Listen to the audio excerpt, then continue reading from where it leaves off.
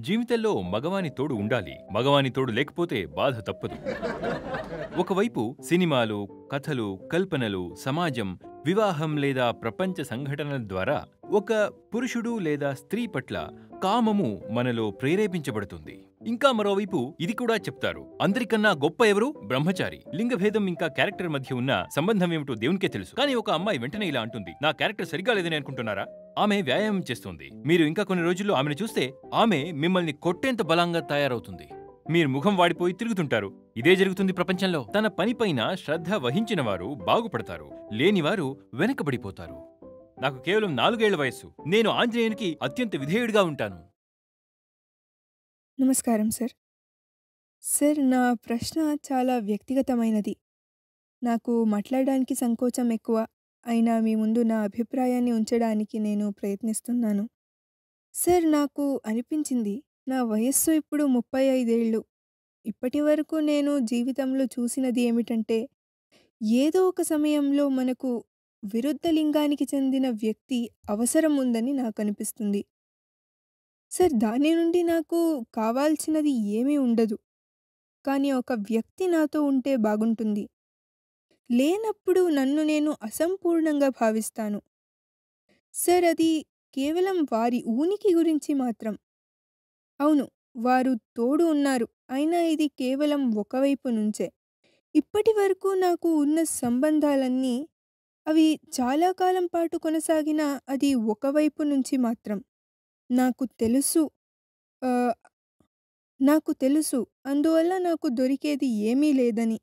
కానీ నాకు ఒక తోడులా అనిపించేది. నేను చదువుకున్నాను, ధైర్యంగా ఉద్యోగం సంపాదించాను, ఇంకేదో చేయగలిగాను. కానీ ఆ తోడు కావాలనిపిస్తుంది. మగవాని తోడు ఉంటేనే ధైర్యం వస్తుందని ఎందుకు అనిపిస్తుంది? లేకపోతే జీవితంలో ఏమీ లేదని అనిపిస్తుంది. ఇంకా ఏమనిపిస్తుందంటే, అతను కావాలని అనిపించకపోతే అది అది ఎప్పుడో ఒకప్పుడు ఒకసారిగా ఎదురుపడి నన్ను నిందిస్తుంది. ఆ సమయంలో నేను మానసిక బంధను అనుభవించాల్సి వస్తుంది. ఇప్పుడు కూడా ఇవన్నీ ఉన్నాయి ఇంకొక వ్యక్తి విషయంలో. సార్, ఇలా ఎందుకు? నాకు తెలుసు ఇందులో నాకు దొరికేది ఏమీ లేదని. కానీ అతని తోడు, జీవితంలో ఒక తోడుగా ఎందుకు కోరుకుంటున్నాను?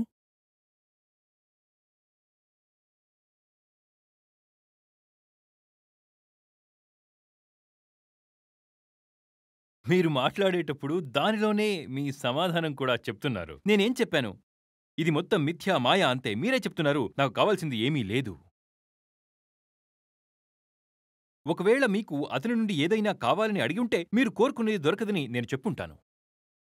హ్మ్? మీకు దొరికినా కూడా అందులో ఏమీ లేదు. కానీ మీరే స్వయంగా చెప్తున్నారు ఏంటంటే, నాకు ఏమీ వద్దు, కానీ ఉండాలని నేను కోరుకుంటున్నాను. అతని తోడు కావాలి, ప్రెజెన్స్ ఉండాలి. ఇందులో నేనేం సమాధానం ఇవ్వగలను? మీ ప్రశ్నలోనే సమాధానం ఉంది కదా? ఏమీ లేదు. కేవలం కల్పన, మిథ్య. ఒకవేళ మీకు కావాలనిపిస్తే ఏదో ఒకదానిని ఇంట్లో ఉంచుకోండి. పల్లెటూరులో వారి దానిని దృష్టిబొమ్మ అంటారు.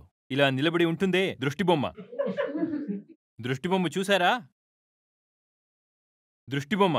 వాటిని పొలాల్లో నిలబెట్టుతారు. అతనే నా మగతోడు అని అనుకోండి. ఈ బొమ్మ నా మగతోడు. ఇందులో ఏం చెప్పగలము? ఒక ప్లసిబో ఉండడం కావాలంతే కదా! దేనినైనా అనుకోండి, ఇతనే నా మగతోడు అని. నేనేం చెప్పను. అవును, ఉన్నాడు. ఇంకొక మాటేంటంటే, ఇందులో ఆత్మజ్ఞానం లోపం వల్ల మీరు మీ స్వంత ఇష్టాలను తెలుసుకోలేకున్నారు.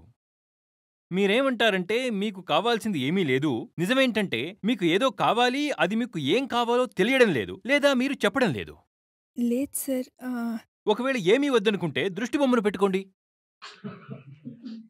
ఏమీ వద్దంటే ఒక బొమ్మను తీసుకురండి. దానిమీద నా పురుషుడు అని రాసుకోండి. మీకు కేవలం ఎవరో ఒకరు ఉండడం కావాలి అంతే. అంటే మీ రూమ్‌లో బొమ్మను పెట్టేసుకోండి. కావాల్సుంటుంది. కొందరికి అది ఇన్స్యూరెన్స్ లాగా కావాలి. ఈరోజేమీ వద్దు. చెడు సినిమాలు ఎక్కువగా చూస్తారనుకుంటాను. చెడ్డ సినిమాలో నలుగురు పోకిరీ వాళ్ళు నన్ను పట్టుకుంటారు, నేను బలహీనమైన స్త్రీని. హ్మ్? నువ్వొక బలహీనమైన స్త్రీ అయినందుకే నీ కథ ఇలానే ఉంటుంది. కొంగులో పాలు, కళ్ళల్లో కన్నీళ్ళు. ఒక గూండా వచ్చాడు, నా చీర పట్టుకున్నాడు. హ్మ్? అప్పుడు నా కలల రాకుమారుడు వస్తాడు. అందరినీ అతను రజనీకాంత్ లాగా ఇద్దరిని గుద్దుతాడు, ఇద్దరిని గుద్ది నలుగురిని తంతాడు. ఇదే జరుగుతుంది. అంతకన్నా ఏముంది? ఈరోజు అవసరానికి పనికి రాకపోవచ్చు, అవసరమైన పరిస్థితిలో పనికొస్తాడు. ఎప్పుడో ఒకప్పుడు గూండా వచ్చి చీర లాగుతాడు కదా. అతనప్పుడు ద్రౌపది కోసం కృష్ణుడులాగా నా శీలం కాపాడుతాడు. అంతే జరుగుతుంది, ఇంకేమీ లేదు. అన్నీ కథలే. మీరే చెబుతున్నారు మీకు అవసరం లేదు. మీరే ఒప్పుకుంటున్నారు అవసరమైతే ఏమీ లేదు. కానీ బుర్రలో పనికిరాని కథలు బలంగా ఉన్నాయి. సమాజం వాటిని మీ బుర్రలో పెట్టింది. ఇప్పుడు స్వార్థం దానిని గట్టిగా పట్టుకుంది. బయట సమాజం, లోపల స్వార్థం. సమాజం కథలను ఇచ్చింది, కానీ ఆ స్వార్థం కథలని టక్కున పట్టుకుంది. మగతోడు ఉండాలి. మగవాడు లేకుంటే జీవితంలో బాధ కాకుండా ఇంకేమీ ఉండదు. ఇది కేవలం మీ వైపు నుండే కాదు, మగవారి వైపు కూడా ఇదే. తన నుండి కావాల్సింది ఏమీ లేదు, కాని ఎవరన్నా ఆడతోడు ఉంటే బాగుంటుంది అని అంటాడు శీను. జున్హు, మీరు ఆమె నుండి ఆశించింది ఏమీ లేనప్పుడు భాను నీ జీవితంలో వచ్చిన 1 సంవత్సరంలో ఎలా వచ్చేశాడు చిన్ను? నువ్వేమో చెప్పావు తన నుండి కావాల్సింది ఏమీ లేదు అని. నువ్వు ఆశించింది ఏమీ లేనప్పుడు ఈ చిన్ను ఎక్కడ్నుంచి వచ్చాడు? ఏదో ఒకటి కావాలనే అవసరం ఉన్నదనేది వాస్తవం. మీరు ఏమి ఆశించారో ఆ చిన్ను పుట్టుక స్పష్టంగా తెలుపుతుంది. కానీ నువ్వు ఒప్పుకోవు, ఎందుకంటే అది నీ నైతికత. ఇది నకలీ నైతికత, కపట నైతికత. నువ్వు ఒప్పుకోవు నీవు భామ నుండి ఏమి ఆశించావో అని. నువ్వు చెప్తావు, లేదు ఏమీ వద్దు, కేవలం ఒంటరితనంలో ఒక తోడు కావాలి అంతే. వారితో అయితే నేను నా ఆలోచనను పంచుకోగలిగితే చాలు. ఇలాంటి చాలా చెత్త ఉత్తరాలు నాకు వస్తూ ఉంటుంది. కొన్ని ఈమెయిల్స్ ద్వారా లేదా నా వీడియోల క్రింద ఉన్న కామెంట్ ద్వారా ఇలాంటి చెత్త చాలా వస్తుంది. ప్రేమ గురించి మీకేమి తెలుసు? మీరు చెప్తారు కదా, మీరు ఎల్లప్పుడూ ప్రేమంటే కేవలం సెక్స్ అని అర్థం చెబుతారు. ప్రేమంటే ఏమిటంటే మన ఒంటరి జీవితంలో ఎవరన్నా ఒకరు తోడుగా ఉండడం. అవును, కంపానియన్షిప్, సోల్మేట్. తోడు. నేను ఇంకో ప్రశ్న అడుగుతాను జున్నుని. నీకు ఏమీ అక్కర్లేదు అంటే ఈ చిన్ను ఎక్కడి నుంచి వచ్చాడు?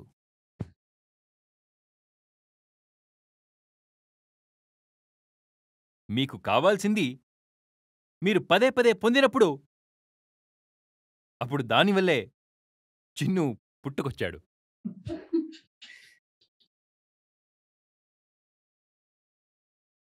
నిజమే కదా? సమాజం మనకు ఎలా అన్ని రకాల విషయాలను ఇస్తుందో, ఈ విషయాలను సమాజం ఎలా ఇస్తుందో అలాగే నైతికత అనే మూతని కూడా ఇస్తుంది.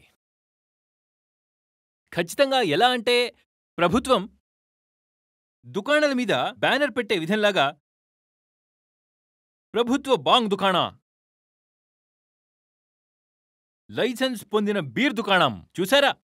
మీరు కొంచెం ముందుకెళితే మద్యం వినియోగం చెడ్డది అని ఎక్కడో రాయబడి ఉంటుంది. లేదా ఇంకొకటేంటంటే మద్యం వినియోగం చేస్తే మిమ్మల్ని పోలీసులు పట్టుకుంటారు, లేదా మీరు నరకానికి పోతారు, ఇంకా ఇలాంటివి. అయితే ఎందుకు అమ్ముతారు? వారు ఒక క్యాన్సర్ రోగి యొక్క చిత్రాన్ని సిగరెట్ల పెట్టెపై చూపుతారు.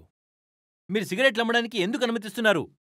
సిగరెట్లు అమ్మి ట్యాక్స్ వసూలు చేస్తున్నారు. సిగరెట్ ఇంతే ఉంటుంది. మీరు పొగాకు మరియు కాగితం ఖర్చు అని భావిస్తున్నారా? ఇందులో అన్నిటికీ ట్యాక్స్ వేస్తారు. సిగరెట్ల ద్వారా గవర్నమెంట్కి భారీ ఆదాయం సమకూరుతుంది. అయితే ఇదే ప్రభుత్వం ఇది కూడా చెప్తుంది ఏంటంటే, అయితే సమాజం ఇదే మనకు చేస్తుంది. ఒకవైపు మనలో కోరికలను రేకెత్తించి ఆపై దానిమీద నైతికత అనే మూతతో కప్పిపుచ్చుతుంది. ఎలా అంటే ప్రెషర్ కుక్కర్కు కింద మంట పెట్టడంలాగా, తర్వాత పైన మూత పెట్టడంలాగా. మనమైతే లోపల పూర్తిగా ఉడికిపోతాము. ఒకటే ఒత్తిడి ఉంటుంది.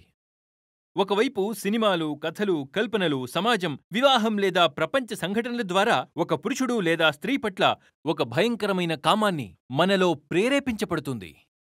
ఇంకా మరోవైపు ఇది కూడా చెప్తారు ఏంటంటే, అందరికన్నా ఎవరు గొప్ప? బ్రహ్మచారి. ఎవరైనా చెప్తే ఏంటంటే, నాకు జీవితంలో పురుషుడు లేదా స్త్రీ అవసరమే లేదు, వాళ్లకన్నా పవిత్రమైన వాళ్ళు ఎవరుండరు. అప్పుడు మనం చిక్కుకుంటాం. కోరికలు లోలోపల కుతుకుతులాడుతుంటాయి. కోరికలంటే శరీర కోరికలు మాత్రమే కాదు, మానసిక కోరికలు కూడా. నేను వాటినంటినీ కోరికలలో చేరుస్తున్నాను. లోపల కోరికలు కూడా ఎగతన్నుతూ ఉన్నా కానీ మన లోపల ఇంతటి కోరికలు ఉన్నాయని నోటితో ఒప్పుకోలేము. ఎందుకంటే ఒప్పుకుంటే అపవిత్రులంటారు కదా.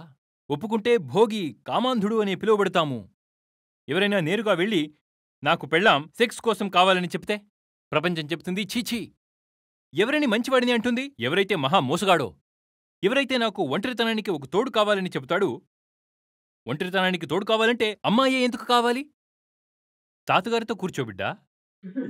తాతగారు ఎంతో జ్ఞానపూరిత విషయాలు చెప్తారు. వెళ్ళి ఆయనకు కాళ్లు పట్టి సేవ చెయ్యి. 4 దినాల బంధువు. నాన్నమ్మ పోయినప్పటి నుండి తాతగారు ఒంటరితనంలోనే ఉన్నారు.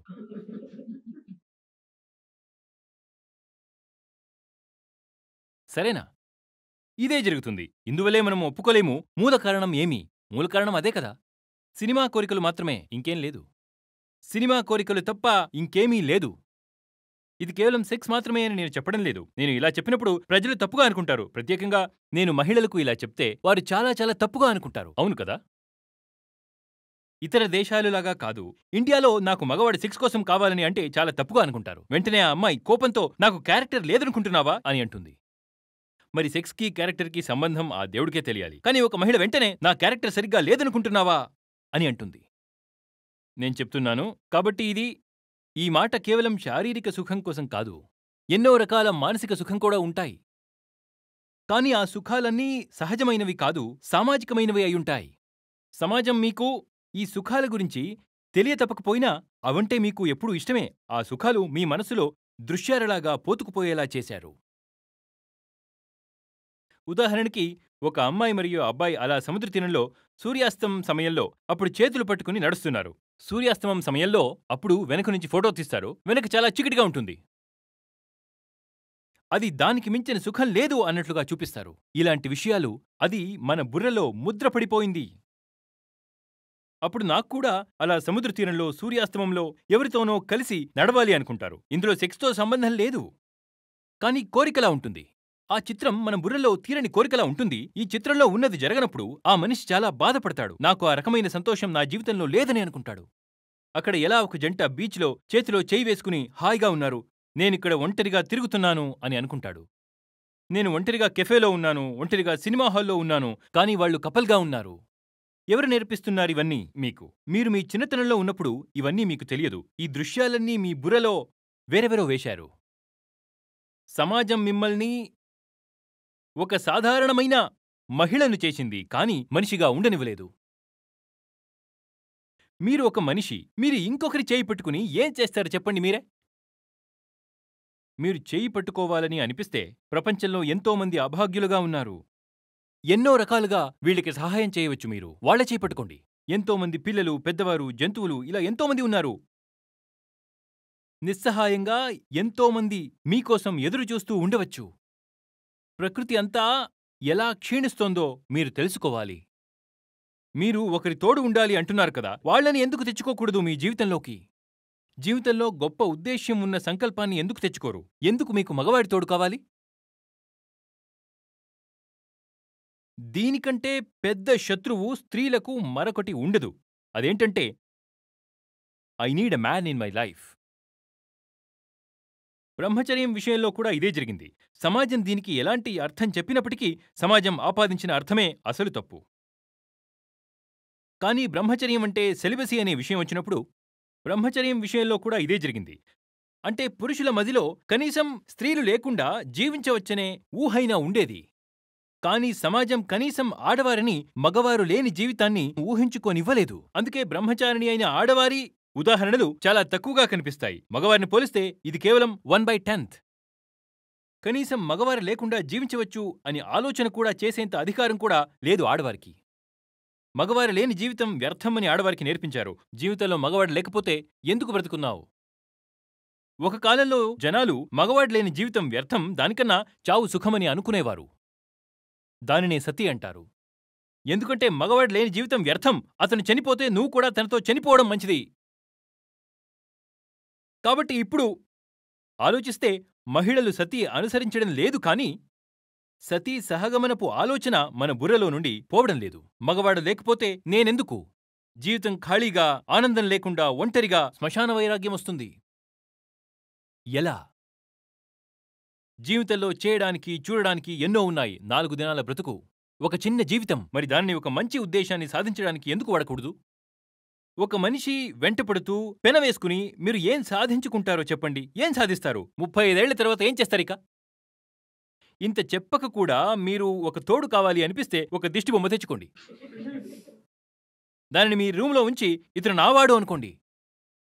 లక్ష్య సాధకుడు ఇతను నావాడు అనుకోండి. ఇది ఖచ్చితంగా పురుషార్థానికి మాత్రమే. ఎందుకంటే తను పడుకోడు, అలా నించునే ఉంటాడు. పగలు రాత్రి తన పని సరిగ్గా చేస్తాడు. ఇలాంటి మగవాడు ఎక్కడైనా దొరుకుతాడా? ఎంత అదృష్టవంతులు మీరు!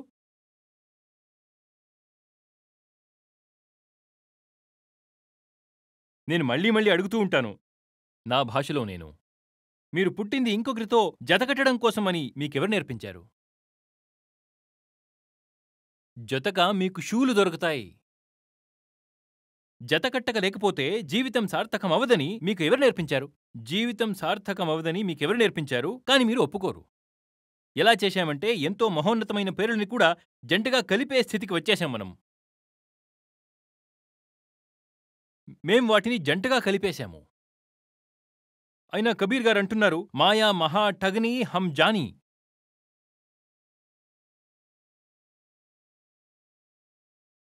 तीरथ में मंदिर में मूरत बन बैठी, तीरथ में भय पानी.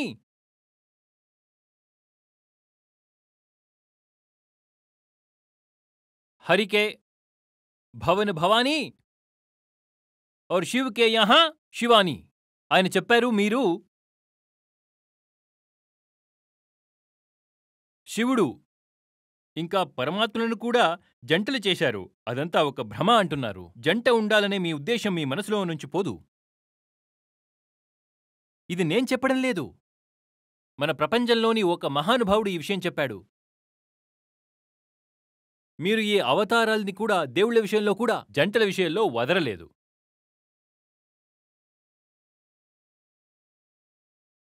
ఏ జంట లేకపోయినా మీరే దానిని ఊహించుకుంటారు. చివరికి దానిని ఒకదానితో కలిపి జంట చేస్తారు.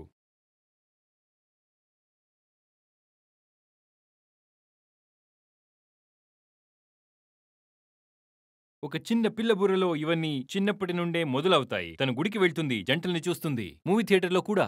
గుడికి ఇంకా మూవీ థియేటర్కి తేడా ఏంటి? రెండు చోటలా తాను చూసింది ఏంటి? జంటలు. తనేం చేస్తుంది?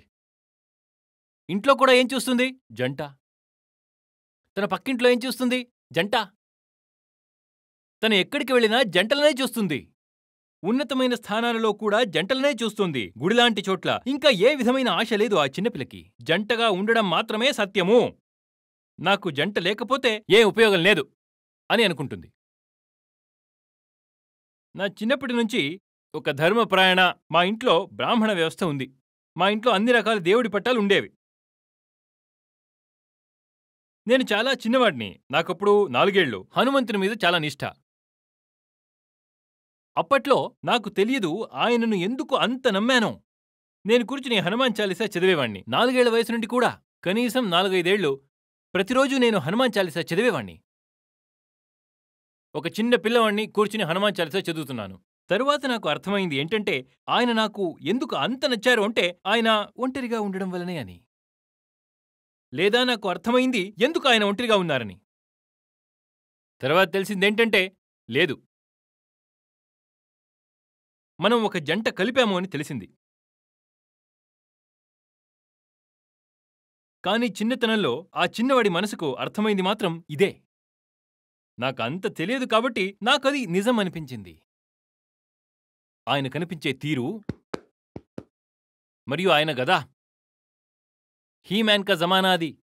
ఆ హీమ్యాన్ని నీ గదతో కొడితే అతను అయిపోతాడు. నాకది నచ్చింది.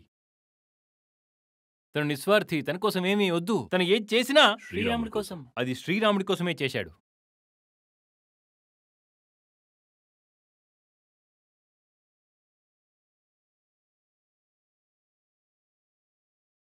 ఇంకొక విషయం ఏంటంటే, మనం జంటలను కలపడం ఆపలేదు. మనం జుట్టును కూడా తయారు చేశాము. చూశారా?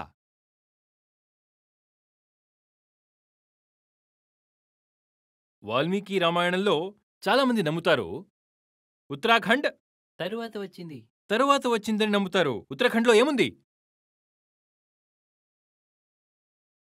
అక్కడ కనీసం ప్రశాంతంగా కూర్చోలేము ఒక పూర్తి జుట్టు చేసుకోకపోతే. ఇప్పుడు చూడు, మీ ముఖం చూడు, అంత నిరాశగా కనిపిస్తుంది. నేను మీకు ఎంత మంచి ఉపాయం తెలిపాను. అది ఒక దిష్టిబొమ్మ. తన విశ్వాసం అనంతం. మజా ఏంటంటే మీ ఒక ఆజ్ఞ లేకుండా ఒక ఇంచు కూడా కదలడు. అలాంటి మగవాడు, అలాంటి వాడి గురించే స్త్రీలు కలలు కంటారు కదా. నడవమంటే నడుస్తాడు, ఆగమంటే ఆగుతాడు, నిల్చోమంటే నిల్చుంటాడు, కూర్చోమంటే కూర్చుంటాడు. ఇలాంటివాడు నీ పురుషుడు, దిష్టిబొమ్మ. ఎందుకు మరి బాధపడుతున్నారు? పోనీ టెడ్డీబేర్ ఉంచుకోండి. చాలామంది ఆడపిల్లలు చిన్నతనం నుంచి టెడ్డీబేర్ పట్టుకుని పడుకుంటారు. టెడ్డీబేర్.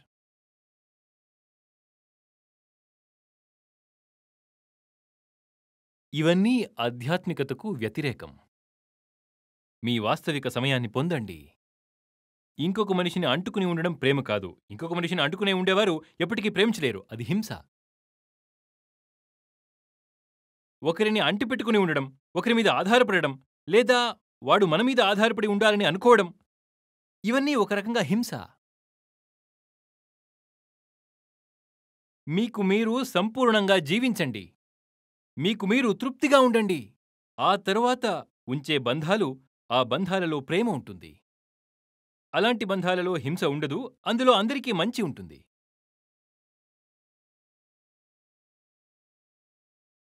నేనింకా చెప్పాలని అనుకున్నాను, కానీ తను త్వరగానే 2 చేతులు జోడించింది.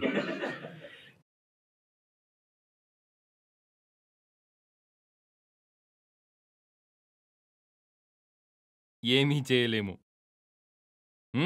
ఏమీ చేయలేము. సరే, కానివ్వండి. నమస్తే ఆచార్య గారు. నేను గత కొన్ని నెలలుగా ఒత్తిడికి గురి అవుతున్నాను. మనకి ఒక మనిషి మీద ఉన్న అంచనాలు ఎప్పటికీ నెరవేరవు. ఎందుకంటే మన ఆశకు అంతం ఉండదు. ఇంకా నేను ఒక్కడినే కాదు, ఇలా చాలామందిని చూశాను. నాలాంటి వాళ్ళు చాలామంది ఉన్నారు. నేను స్విమ్మింగ్ క్లాసెస్కి వెళ్తాను. నాకు మాత్రమే చెప్పేలా నేను కోచ్కి అధిక డబ్బులు కూడా చెల్లించాను. అయినా తను నా మీద ఎక్కువ దృష్టి పెట్టడు. అతను దృష్టి ఎక్కువగా ఆడవారి మీద ఉంటుంది. వాళ్ళు అడగకపోయినా అతను వాళ్ళకి ప్రత్యేక శ్రద్ధ, సహాయం చేస్తాడు. వాళ్ళని నన్ను వేరుగా చూస్తాడు. జిమ్లో కూడా నా పర్సనల్ ట్రైనర్ నాకు చేయాల్సినవన్నీ త్వరగా చెప్పి అక్కడ ఉన్న ఆడవారి మీద దృష్టి పెడతాడు. వాళ్ళని తప్పుగా తాకుతాడు కూడా. కావాలనే తాకుతూ ఉంటాడు. నాకు అప్పుడప్పుడు అలా తాకాలని అనిపిస్తుంది. నాలో కూడా అలాంటి ఆలోచనలు వస్తాయి. ఇతను కూడా నాలాంటి వాడే అనిపిస్తుంది. ఈ రకమైన ఆలోచన ఎప్పటికీ పోదు అంటారా? ఇది నయమయ్యే మార్గముందా? నాకిది అర్థం కాలేదు. ఇది ఇలాగే కొనసాగుతుందా, లేదా దీనికి ఏదైనా పరిహారానికి మార్గముందా? దయచేసి చెప్పండి. ఇది నయం కావాలంటే మీరు ట్రెడ్మిల్ మీద ఎక్కి 20 నిమిషాలు పరిగెత్తాలి. తర్వాత మీకోసమని ఒక టార్గెట్ పెట్టుకోవాలి. 5 కిలోమీటర్లు పరిగెత్తాలి, లేదా 500 క్యాలరీస్ కరిగించాలి. మీరలా చేసి ఆయాసపడే సమయంలో అక్కడ ఉన్న అమ్మాయిలు అసలే గుర్తుకురారు. మీరక్కడ ఏ పని చేయకుండా ఖాళీగా తిరుగునప్పుడే మీకు అలా జిమ్లో అమ్మాయిలు కనిపిస్తారు. మీరు అక్కడికి ఖాళీగా తిరగడానికి వెళ్తున్నారా?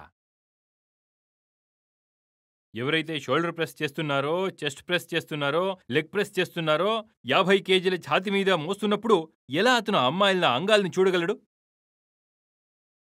ఎవరికి కనిపిస్తుంది? ఇది ఇలాంటి వాళ్లకు మాత్రమే కనిపిస్తుంది.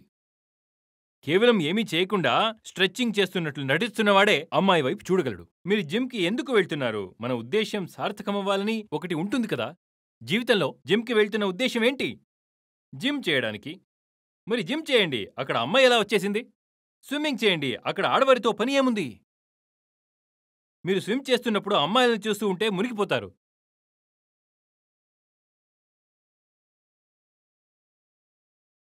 ట్రెడ్మిల్పై పరుగు పెడుతున్నారు. మీరు జిమ్కి వెళ్తారు, తెలిసే ఉంటుంది కదా మీకు. మీకక్కడ ఆయాసంగా ఉంటుంది. ఎవరైనా ఇంతసేపు పరుగు పెట్టాలి అని టైం సెట్ చేసుకుని ఉంటారో నేనేం చెబుతున్నానో చక్కగా అర్థమయ్యే ఉంటుంది. ఎప్పుడైనా సరే మీ సామర్థ్యానికన్నా కాస్త ఎక్కువగా టైమర్ సెట్ చేస్తారు కదా. ఎవరైనా 10 నిమిషాలు పరిగెత్తగలిగితే వారు మరుసటి రోజు 12 నిమిషాలకి టైమర్ పెట్టుకుంటారు. మీరు మంచి వేగంతో పరిగెడితే మీకు 6 లేదా 7వ నిమిషంలో అలసట వస్తుంది. ఇంకా ఎప్పుడవుతుందా అని నిమిషాలు లెక్క పెట్టుకుంటారు. 12 నిమిషాలు చేయగలవారు టైమర్ని 15 నిమిషాలకి, 15 నిమిషాలు చేయగలవారు 20 నిమిషాలకి సెట్ చేసుకుంటారు. ఒప్పుకుంటారా? మీరిలా చేశారా లేదా? ఈ పరిస్థితిలో మగవాడి తలలో ఒక విషయం నడుస్తూ ఉంటుంది. టైం, స్పీడ్ ఇంకా క్యాలరీస్. మనం ఏది సెట్ చేశామో అది. ఇదే మనం జీవించే జీవిత సూత్రం. మీ దృష్టిని దేని మీద పెట్టాలి? మీ పని మీద పెట్టాలి. ఈ పనిని స్వామి వివేకానంద గారు వరల్డ్ జిమ్ అని పిలిచారు. ఆయన చెప్పేవారు, ఈ ప్రపంచం ఒక జిమ్. ఈ ప్రపంచమనే జిమ్లో ఇక్కడ మనం నొప్పిని భరించి కండ పెంచుకోవడానికి వచ్చాము. ఇక్కడ ఆయన ప్రతిదానికి నొప్పి ఒక ప్రారంభం అని చెప్పారు. మీకు నొప్పి కలిగించకపోతే ఆ జిమ్లో ఏమీ లేనట్టే. జిమ్లో ఉన్న ప్రతిదీ మీకు నొప్పిని కలిగించడానికి ఉంది. అదేవిధంగా ప్రపంచం ఒక జిమ్. మీరిక్కడికి ఎందుకు వచ్చారంటే మిమ్మల్ని మీరు కష్టపడి కండలు పెంచాలి. మీరు ఇక్కడ అమ్మాయిల్ని చూడ్డానికి రాలేదు. మీరు అమ్మాయిలు చూస్తూ కూర్చుంటే కండ ఎలా పెంచుతారు? కానీ అమ్మాయిలు కండ పెంచుకుంటారు, మిమ్మల్ని చూడరు. వారు తన బరువును తను ఎత్తుకుంటారు. తరువాత తను బలంగా తయారయ్యి మీ చెంప మీద కొడుతుంది. మీరిలా గంటుమొహం పెట్టుకుని తిరుగుతూనే ఉంటారు. ఇదే జరుగుతోంది ప్రపంచంలో. తన పనిపైన శ్రద్ధ వహించిన వారు బాగుపడతారు. తన పనిపైన శ్రద్ధ వహించిన వారు వెనకబడిపోతారు. అలాంటి ట్రైనర్ కూడా తన ఉద్యోగం పోగొట్టుకుంటాడు. ఎందుకంటే జిమ్లో ఎక్కువ శాతం వచ్చేది మగవారే కదా. మనం మగవారిని, ఆడవారిని జిమ్లో సమానంగా చూసినా ఒక లింగం వారి మీద ఎక్కువగా దృష్టి పెట్టేవారు మనకి అవసరం లేదు. ఒక ట్రైనర్ ఎక్కువగా ఆడవారి మీద దృష్టి పెడుతున్నాడు, అమ్మాయిల మీద మాత్రమే. అలాంటి ట్రైనర్ని ఎవరైనా హైర్ చేస్తారా? అలాంటివాడు మనకి అవసరం లేదు. ఈ ట్రైనర్ ఎక్కువగా ఆడవారి మీద దృష్టి పెడుతున్నాడు కాబట్టి మరొక ట్రైనర్ని వెతుకుంటారు. మన డబ్బు ఎందుకు తన మీద వృధా చేయాలి? ఈ విధంగా ట్రైనర్ తన ఉద్యోగాన్ని పోగొట్టుకుంటాడు. అలాగే స్విమ్మింగ్ కోచ్ కూడా ఉద్యోగం పోగొట్టుకుని మునిగిపోతాడు. మీరెందుకు మునుగుతున్నారు? ఇదేం కొత్త విషయం కాదు. కోచ్ అమ్మాయిని చూస్తున్నాను, నన్ను పట్టించుకోవడం లేదు అనేది అన్యాయం కాదు. అయినా అలాంటి కోచ్ పని చేయలేడు. ఎన్ని దినాలు నడుస్తుంది ఇలాంటి దందా? ఆడవారి వ్యామోహంతో వాళ్ల మీద దృష్టి పెట్టే కోచ్ తన భాగోతం ఏదో ఒకరోజు బయట పడుతుంది. ప్రతిరోజు బయట పడుతూనే ఉంటాయి. ఎవరో ఒక అమ్మాయి ఈ విషయాన్ని బయట పెడుతుంది. అప్పుడు జిమ్ బంద్ అవుతుంది. ఈ ట్రైనర్ ఉన్నాడు కదా, వీడు ట్రైనింగ్ విషయంలో అమ్మాయిల్ని ఇబ్బంది పెడుతున్నాడు. జిమ్ మూతపడిపోతుంది. ఇలాంటి వాటిలో ఎందుకు చిక్కుకోవాలని అనుకుంటున్నారు? మీరు దేనికోసం వెళ్తున్నారో అది చేసుకోండి. ఈ ప్రపంచం ఒక జిమ్. ఇక్కడికి మీరు కండ పెంచుకోవడానికి వచ్చారు. దేనికండా? ముక్తి యొక్క కండలు, బంధాలని తెంచుకునే శక్తి ఇవ్వగల కండలు. మీకేం పని ఉంది అలాంటి వాటి జోలికి ఎందుకెళ్తారు? మీ ఆఫీస్లో గాసిప్లు జరుగుతూ ఉంటాయి. అవి ఎందుకు తెలుసుకోవాలి? మీరు ఆఫీస్కి ఎందుకు వెళ్తున్నారు? అక్కడ పని చేయడానికి, అవునా? మీరు మీ పనిలో నిమగ్నమై ఉంటే, తల్లీనంగా ఉంటే మీకు ఆఫీస్లో ఉన్న పుకార్ల గురించి తెలియదు. మీకు తెలిసింది అంటే మీ అంతట మీరే ఇష్టంగా వింటున్నారని అర్థం. గాసిప్స్ అంటే మీకు కూడా ఇష్టమే కదా ఆఫీస్లో. లేకపోతే మీకెలా తెలుస్తాయి? ఏం జరుగుతోందో మాకేం తెలుసు? నేను అంతా ఈ ట్రెడ్మిల్ మీద మునిగిపోయాను. నా చుట్టూ ఏం జరుగుతుందో నాకు కూడా తెలియదు. నాకేం తెలుస్తుంది? ఈ మధ్య వచ్చే ట్రెడ్మిల్లో ముందు స్క్రీన్ కూడా ఉంటుంది. చెవిలో మీ హెడ్ఫోన్ తగిలించుకుని హెడ్ఫోన్ పెట్టుకుని వింటూ ఉంటే చుట్టూ ఏం జరిగినా వినిపించదు కదా. స్క్రీన్ మీద 15-20 నిమిషాలు ఏదో ఒకటి పెట్టుకుని చూడండి. అంటే ఏంటి? దీనినే సంగతి అంటారు. ఇదే సహచర్యం. సహచర్యాన్ని మీరే ఎంచుకోండి. ఇక్కడ ట్రెడ్మిల్ అంటే మీ కొరకు మీరే పనిని కల్పించుకోవడం. సంపూర్ణంగా మీ ముందు ఉన్న ఆ స్క్రీన్, తర్వాత ఇక్కడున్న హెడ్ఫోన్స్. దీని అర్థమేంటి? ఏంటంటే మీ తోడుని మీరు తెలివిగా ఎన్నుకున్నారని అర్థం. నా చుట్టూ ఏం జరుగుతుందో అది నాకు వినాలని లేదు. నా ఇంద్రియాలు ఏం చూడాలో ఏం వినాలో నేను నిర్ణయించుకుంటాను. అందుకే ప్రపంచం ఒక జిమ్. మీ ట్రెడ్మిల్ని ఎంచుకుని మీరందులో ఒక సమిధలా ఆహుతవ్వండి. మీరు అటూ ఇటూ చూడ్డం, అమ్మాయిల్ని చూడ్డం అవసరం లేదు. ట్రైనర్ ఇలాంటివన్నీ పట్టించుకోనవసరం లేదు. ఎక్కడ చూసినా భ్రమ మాత్రమే. మీరు ఎంత చూస్తే అంత సమస్యల్లో పడతారు. దృష్టి మీ పని మీద పెట్టండి. సార్, ఇంకొక విషయం. నా మిత్రులలో కొంతమంది అమ్మాయిలకి మీ పుస్తకాలు ఇచ్చాను. వాళ్ళని ఫిబ్రవరిలో జరిగిన ఫ్రీ గీతా క్లాసులలో కూడా రిజిస్టర్ చేయించాను. కానీ వాళ్ళు ఇవన్నీ ప్రాక్టికల్ కాదని చెప్పారు. రెస్టారెంట్లు, రిసార్ట్లు మొదలైన వాటికు వెళ్ళడం కన్నా ప్రాక్టికల్ ఏమీ ఉంది? రిసార్ట్లు మొదలైన వాటికి వెళ్ళడం, అలా తిరగడం. నేను కూడా అలాంటి చోట్లకు వెళ్తాను. ఇందులో ప్రాక్టికల్ లేదా ప్రాక్టికల్ కానిది ఏముంది? మీ వీడియో ఒకదాంట్లో మీరు చెప్పారు, మీ మంచి కోరుకునే వారు రోజా పూలకాలు పుస్తకాలు ఇవ్వాలని, గులాబీ పూల జాగంలో పుస్తకాలు ఇవ్వాలి అని చెప్పారు. ఇలాంటి విషయాలు వాళ్ళకి అర్థం కావట్లేదు. నేనేం చేయాలి? సరే, వాళ్ళకి అర్థం కాకపోతే మీరెందుకు కష్టపడుతున్నారు? ఒక మెషిన్ పని చేయకపోతే ఇంకొకటి దానితో పని చేసుకో. మీరిలా చెప్తారు ఏంటంటే, ఈ జిమ్లో ఈ మిషన్ పనిచేయట్లేదు, నేను చెస్ట్ ఎక్సర్సైజ్ చేయాలి, లెగ్స్ ఎక్సర్సైజ్ చేయాలి, ఇలాంటివి. వ్యాయామం చేయాలని అనుకుంటే 1 కాదు 4 రకాల పరికరాలు ఉంటాయి. కొన్నిసార్లు ఏ మెషిన్ కూడా లేకపోవచ్చు. మీరింట్లో ఉంటారు, అప్పుడు కూడా అవుతుంది. ఫ్రీ వెయిట్ ట్రైనింగ్ కూడా చేయవచ్చు. కానీ ఆ మిషన్ మనకి శాశ్వతంగా అట్టుకుంటే ఎలా అవుతుంది చెప్పండి? ఏది మనకి దగ్గర కాదు, అంటుకోదు. ఇవాళ నేను మీకు ఏం నేర్పించాను? నిర్ణయం తీసుకునే నేను. అతను దేని గురించి మాట్లాడుతున్నాడు? తను దేని గురించి మాట్లాడుతున్నాడు ఇప్పుడు? బాల్ వైరాగ్య. బాల్ వైరాగ్య గురించి మాట్లాడుతున్నాడు. ఒక మనిషి నిన్ను అంటిపెట్టుకుని ఉన్నాడని చెప్తున్నావు. అరే, ఇది ఎలా ఉంది అంటే, నేనేం చేయను, ఈ ట్రెడ్మిల్ నన్ను పరిగెత్తిస్తోంది అని అంటున్నట్లుంది. నేనేం చేయను, నన్ను ఈ ట్రెడ్మిల్ పరిగెత్తిస్తోంది. అలాగా? కంట్రోల్ ఎవరి దగ్గరుంది? ట్రెడ్మిల్ మీద కంట్రోల్ మీకుందా లేదా మీ మీద కంట్రోల్ ట్రెడ్మిల్కుందా? ట్రెడ్మిల్ బటన్ మీ చేతిలో ఉంది. అయితే బటన్ నొక్కండి. అప్పుడు ట్రెడ్మిల్ ఏం చేసింది? ఇదంతా చేసింది మీరే. ఎందుకంటే ఒక్కటే చేయిస్తుంది, అదే అహం. ప్రపంచం చేయించదు, మన అహం చేయిస్తుంది.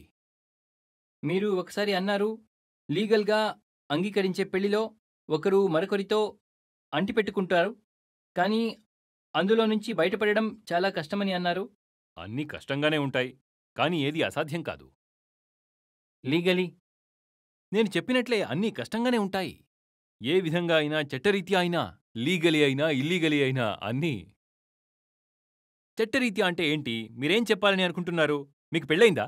ఒక తప్పుడు పెళ్లి. అది మీ వ్యక్తిగతం, నేనేమీ చేయలేను దానికి.